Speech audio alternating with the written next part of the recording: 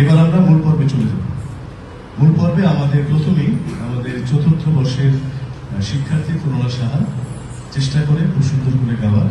আজকে শুনবো আমরা তার কণ্ঠে একটি গান, নজরুল সঙ্গীত শিউলি ফুলের মালা তোলে। গানটি কাহার বাতালে আমরা শুনবো সঙ্গীতালয়ের চতুর্থ বর্ষের শিক্ষার্থী তরুণা সাহার কণ্ঠে।